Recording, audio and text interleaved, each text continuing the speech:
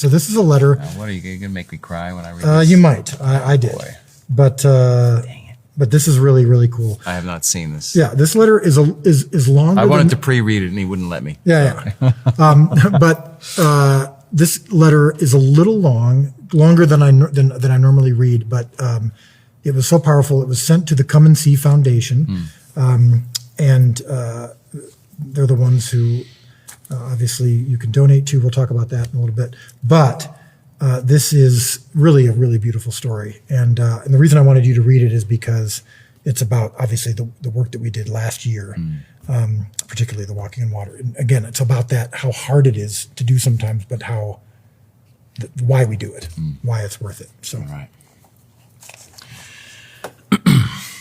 Dear Dallas Jenkins and the chosen cast and crew, thank you for taking the time to read this lengthy but important letter. This is perhaps one of the most emotional and heartfelt letters I've ever written, so thank you for making time for me in your busy lives.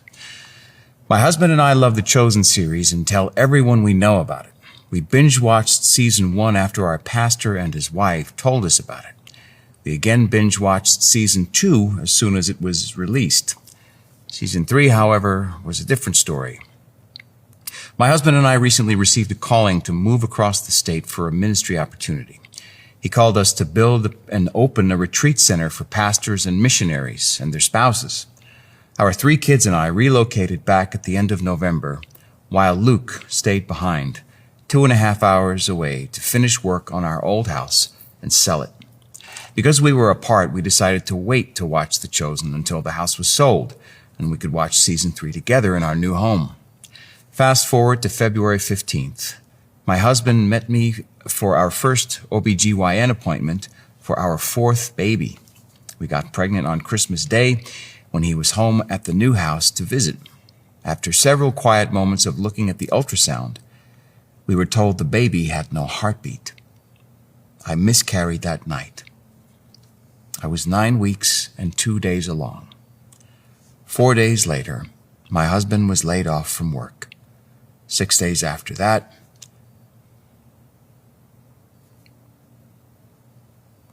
our son fell through a glass china cabinet door and needed surgery and over 30 stitches by his eye. On the way home from the hospital that night, the brakes on our van had issues and we had to take it in the next day. 3 days pass and my husband receives a termination letter from his employer. I was broken. I was crushed. I felt abandoned. I felt like God had called us and left us, caring for others who were pregnant or sick or needing finances, but leaving us to fend for ourselves.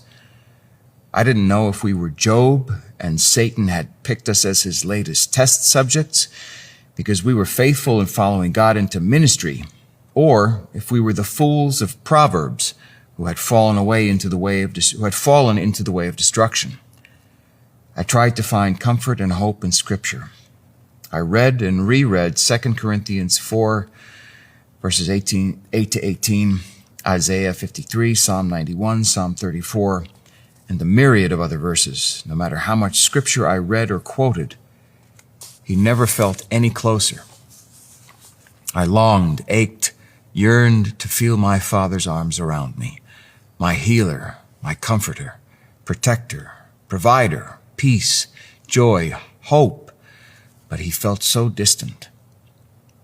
I still just saw the wind and waves of the storm all around me and my family, staring at the utility bill that's due next to an overdraw notice from your bank. It's a little hard to see past the paper and look onto the face of Christ. And then we watched season 3. During the days of the week of March 6th, Luke searched for jobs, did maintenance on the vehicles, worked on projects around the house, looked for possessions we had to sell, while I took care of our 3 kids, cleaned the house, sold stuff on Facebook Marketplace, and tried to forget about the miscarriage. Too many other things needed my attention. When I remembered my baby that was now gone, it hurt to breathe. I tried to sleep, but every night since the miscarriage, I couldn't rest. I woke up each morning feeling like I had spent all night wandering around in the dark, trying to find God, trying to see my baby's face, trying to ask God why, trying to hear my baby's voice. No matter how I tried to rationalize it, no matter how I tried to tell myself God knew what he was doing, nothing eased the hurt or brought me closer to him or gave me the comfort of my Father I was searching for so desperately. I tried to read my Bible, but it felt so impersonal, like it was written to someone else, someone not striving just to face each day. I tried to pray, but it felt like Jesus was too busy tending to someone else, helping a friend get pregnant, curing a classmate from cancer, blessing a cousin with a vacation, to see me or listen to me. God finally prompted us to watch The Chosen. Luke and I were together in the evenings for the first time in months. Our other DVDs were all still packed in boxes, and he must have known our hearts were ready to hear and see him. We watched 2 episodes a night. My heart ached for little James when Jesus told him to suffer here on earth for a little while, to be a testimony to others for all eternity. My heart broke with Mary of Magdala when Tamar helped her realize she was carrying shame that Jesus had already forgiven her for. My heart shattered for Eden when she miscarried and Jesus didn't stop it, and Simon wasn't there. My heart burned with Simon's when he saw Jesus healing others and providing for others, but not tending to him and his family and needs.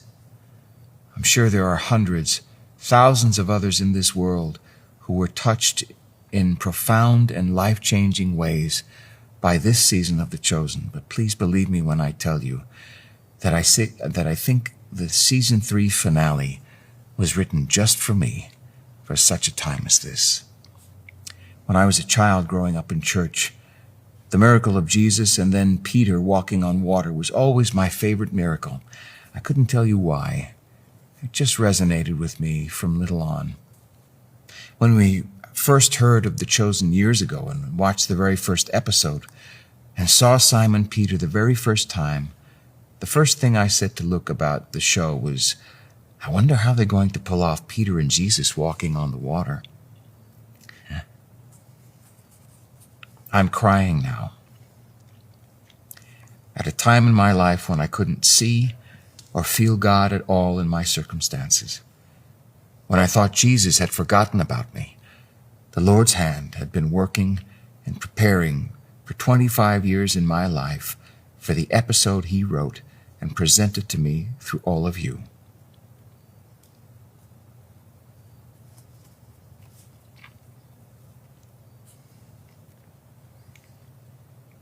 I heard him. I saw him. I felt him. My heart sobbed as I cried with Simon.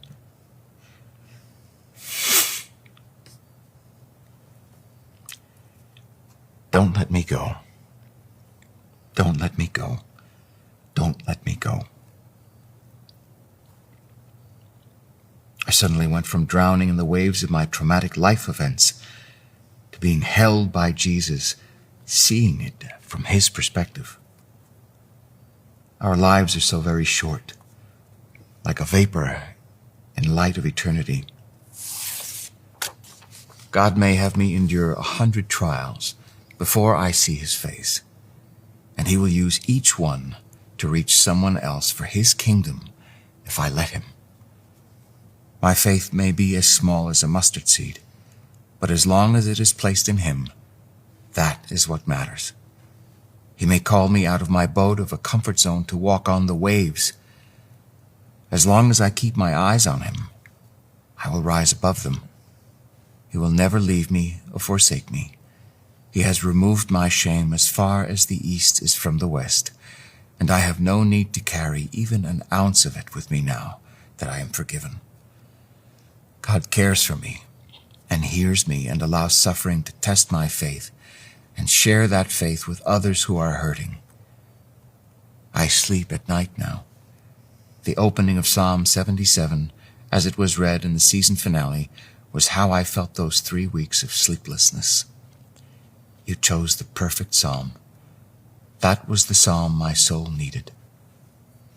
Thank you for all the time and effort and thought and preparation you put into each and every episode, but especially that finale. Each and every person I am able to impact for the rest of my life be a direct result of all of you. You created a turning point for me. I could have easily slipped into pain and bitterness and shut out my faith. You and your message and your work pulled me back. It centered me in His Word. It set my feet upon the rock and gave me a firm place to stand. Thank you. All I have left to say is thank you. I wish I could hug each and every one of you. May the Lord bless you and keep you. May His face shine upon you, be gracious to you, and give you His peace. Shalom peace, peace that passes all understanding, as you keep your hearts and minds focused on Him. Thank you. Do you want me to read it? Yeah, Tessa. Tessa Farr. Yeah. Tessa.